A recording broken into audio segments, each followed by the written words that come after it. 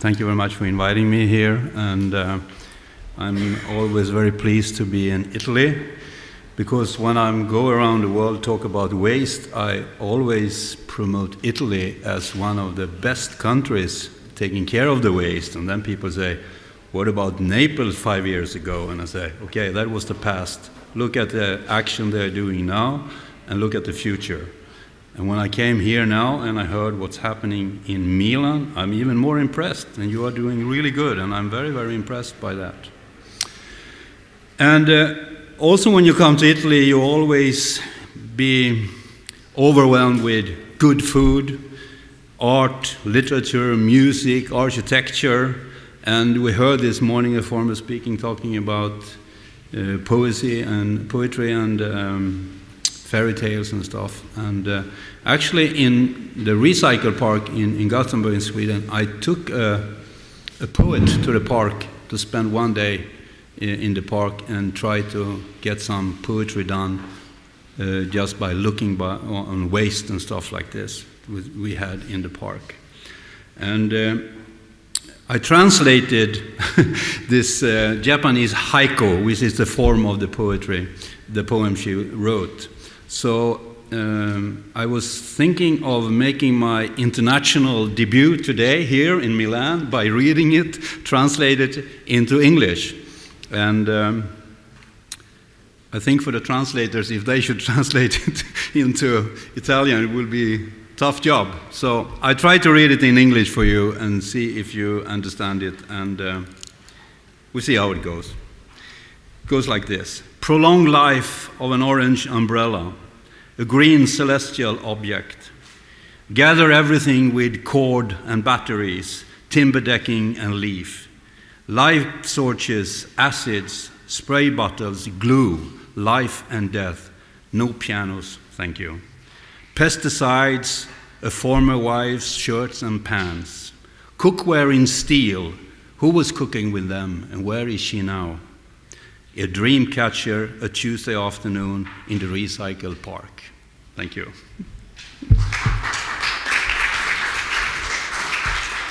It was written, the poet's name is Pamela Jankowski.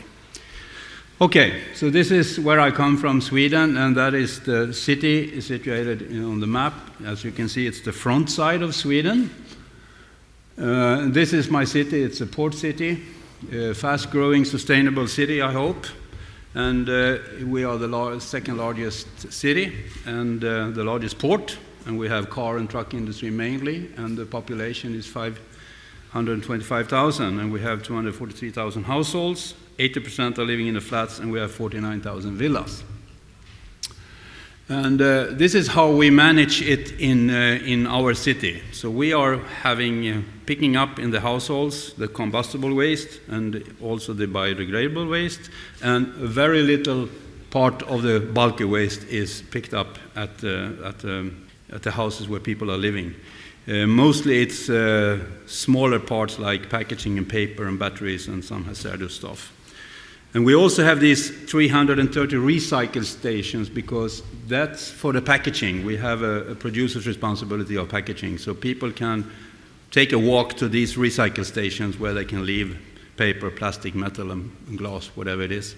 And then we also have 10 different hazardous waste collection points, and we have one mobile unit that's going around the city to pick up hazardous stuff that people can bring to the truck. And we added now also a textile truck going afterwards because there is a lot of textiles that should be reused and recycled. And then we have 5 different recycle centers where the Recycle Park is one of them. And that's where people go by car and trailer and bring all the bulky stuff, which is mainly things that doesn't fit into the normal waste bin. And we are using compacting trucks, of course, and different bins, and we also have a vacuum system for about 70,000 of the inhabitants in Gothenburg. And we also have underground containers. And the pickup trucks, they are running on electricity or biogas. Mainly in the city, they are running on electricity when they are moving the short distance, so it's no noise and no emissions. And this is advertised we had when we started with the food collection, because all food collection goes for biogas. So this is a typical ad we had, so people could understand it was from food we get. You can fill up your car with gas. And these are the bins we provided people with. For the home, they got them for free, of course, and the brown bin is what they're having outside of the villa. And then we also have smaller electric cars picking it up in the villa areas. This is very different from Milan, because this is where we are today. It's only 34% collection so far, and for the next 6 years we are hitting for 50%. So that's why I'm so impressed what you've been doing here for a couple of months. Only 1.5 years, you'll reach 100%. But this is the way we do it. And we also improve, of course, and try to contact as many consumers as possible. And we also have a pay-as-you-throw system introduced into the city. And we also have subsidized tariffs for the food waste.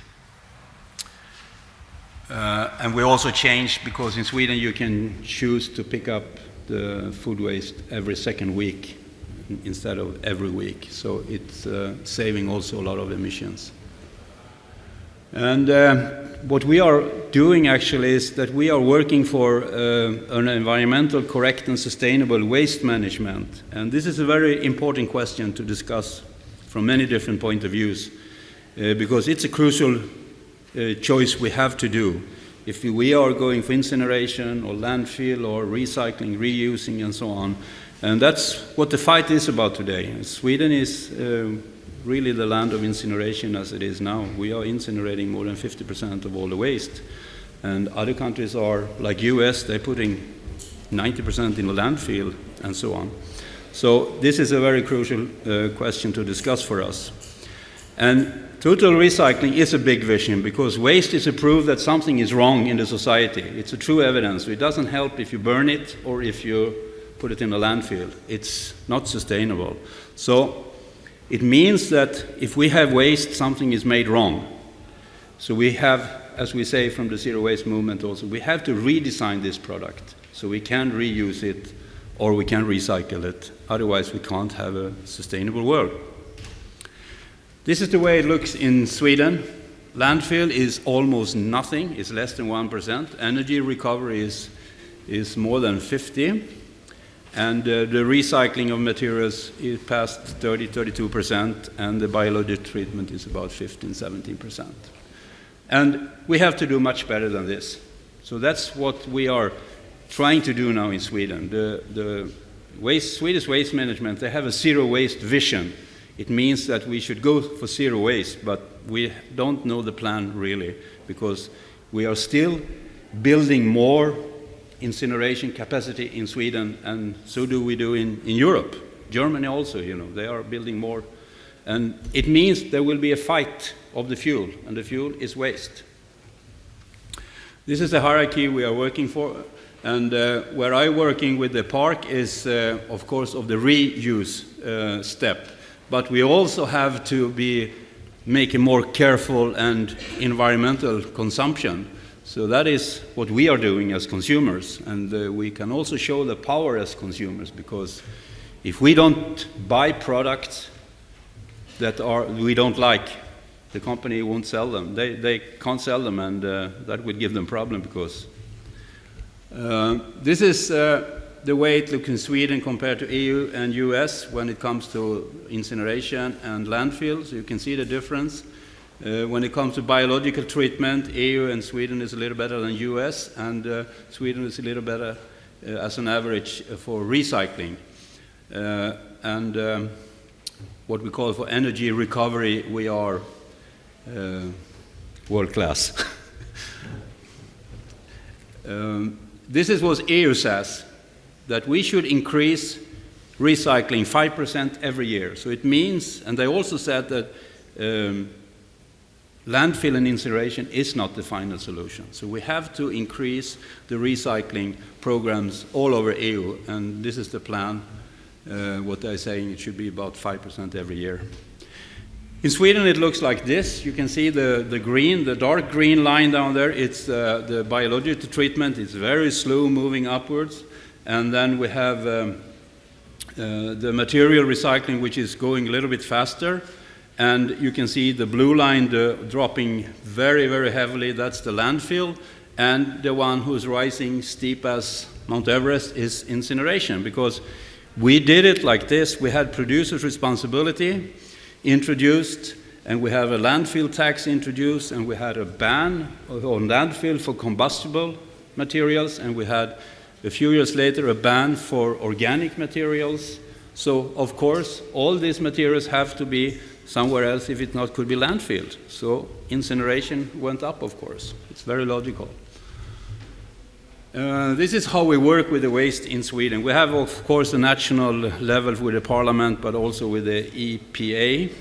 And we have a national waste plan, and we have regional waste plans, and we have national and regional targets. And then on municipality authorities also have local targets and plans and regulations.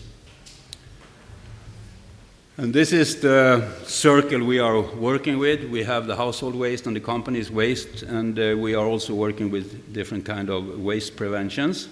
And then the municipality has the monopoly in collecting household waste. It can only be done by a municipality. But we can hire entrepreneurs to do it.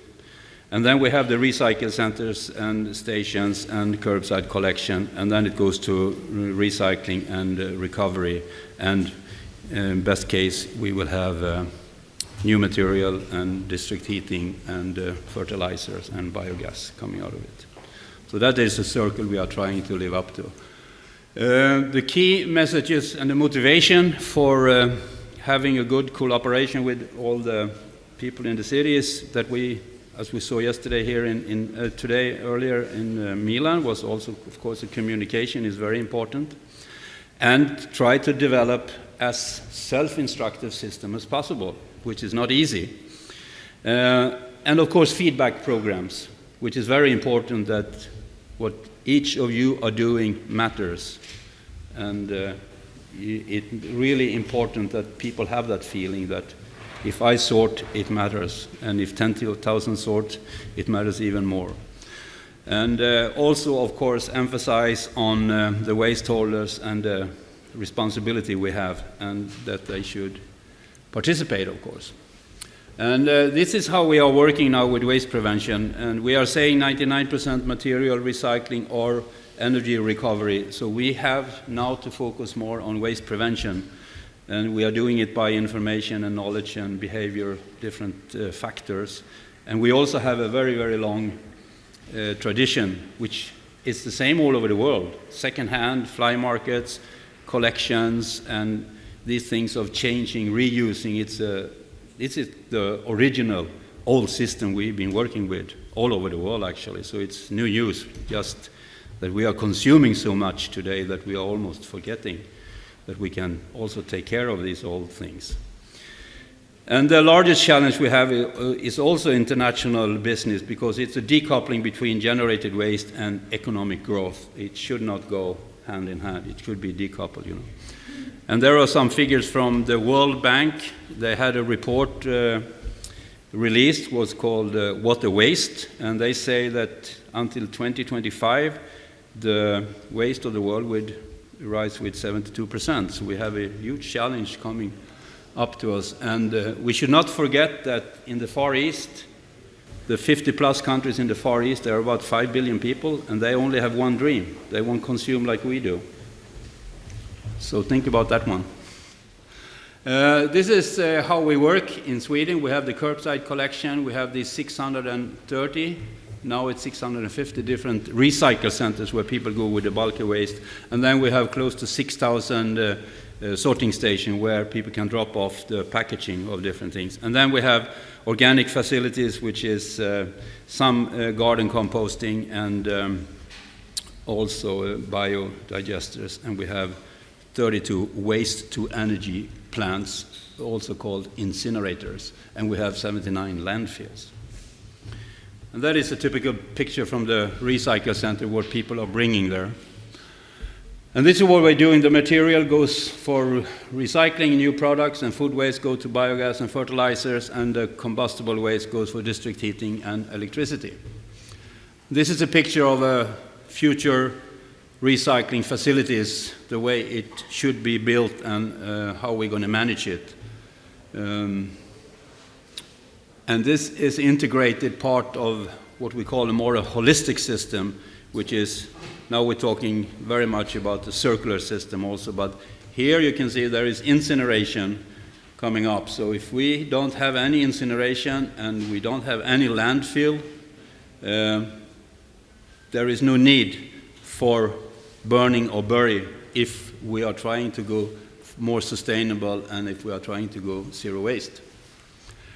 The only thing we need to take out of this circle is the toxic stuff as it is now. And of course, at the end, we should not put any toxic stuff in, because that is the main message from the zero waste movement, that you should not put in anything to the society that we can't take care of. We are stuck at the moment with all the nuclear things we've been producing, but we should not continue with this. So in Sweden also, it's not a tax, it's everything covered by a waste fee.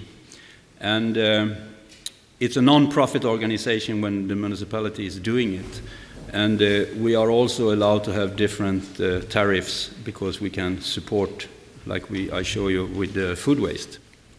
The houses are paying today about 250 euro a year for us to take care of the waste, and in the flats it's about 160. It's about 50 cents a day. And the success factors we are working with is that waste management is a public service. It's very important, and we have a clear division of the roles and the responsibility and who's going to make the necessary investments. And we have clear environmental goals, both on a national and on a regional level.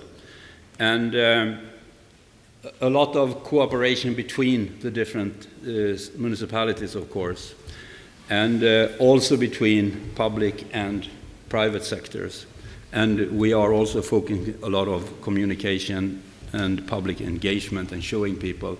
And zero waste for us is decoupling generated waste and economic growth, and that we are trying to get on the next step higher up in the hierarchy.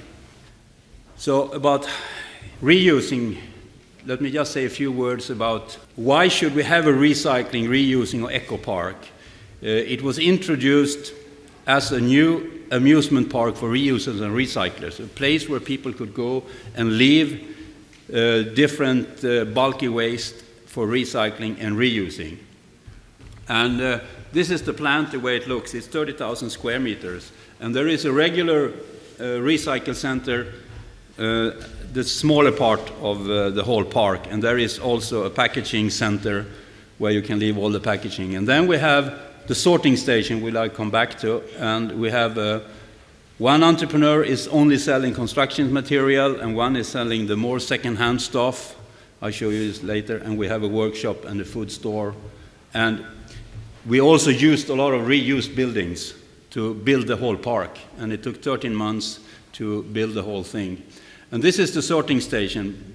Everyone who comes to the park, they have to pass this sorting station, because this is where we are influencing people and asking what they bring into the park and what they're trying to put in the containers. And then we take out as much as we can and bring into the different shops and sell it. So this is reusing. That's the way it looks if you lift off the roof. We also take out all the hazardous stuff, all the electronic waste and everything. We put it on the left side, on the right side, everything that should be donated and goes directly into the shops. And whitewares is outside. It's free to leave because we have producers' responsibility. This is the second-hand shop. It's 1,200 square meters, and it looks like a regular shop, as you can see, where people can buy second-hand and reused stuff. And this is the construction entrepreneur selling different constructions, materials, which is second-hand, and everything is donated by the citizens or companies. This is the third entrepreneur. They have workshops, so they can produce things, and they are remaking things, and they have also bike repairing and stuff like this. And of course, there is a a restaurant where you can eat organic food. So we are trying to influence people's behavior by telling the entrepreneur we told them you should serve 70% of the food should be organic and so on. So we can put pressure on them because we are the municipality. So we are trying to learn people that it should be easy to donate stuff, and it should be easy to buy secondhand, and it should be easy to sort one's waste. And also we should try to influence them so they easily can understand what kind of systems we are working with in our city. So it should be an easy thing for them to come and sort and understand the other kind of systems we also have. Today we have about 300 or 400 visitors, and the turnover is 1.2 million euro, and every entrepreneur in the park is making profit, so they are happy to be there. And we create also a lot of green jobs, and we have guidings from all over the world coming and have a look at the park. And I heard only today that a few people want to come and see the park, so I invite New York, of course, and some other important people. So what we are doing is that many people are now coming just to donate stuff because it's a problem to get rid of it, or they don't like to go to a normal recycle center and just throw it in a container. So they come and they donate. It means that they are also donating more and better goods. So we are really influencing people's mind. And we're educating by learning by doing. Zero waste is more the journey than the destination. And there is no away, as you know, because it's always somebody's backyard. And now we have to decide which age we want to live in. We've been through the Stone Age, Golden Age, Space Age, and now we are in the Garb Age. And when you come to a recycle center in Sweden, you know, when you go to a gym, you can have a personal trainer. When you come to a recycle center, the recycle park, you can have a personal sorter. So I say, I want you to help me to sort my waste. So there is a personal sorter helping you to sort the waste, just to educate people. And now I have a T-shirt which says personal, but in Swedish, personal sorter. So I think we should have education now and make Enzo to be the first personal sorter in Italy. Isn't that a good idea?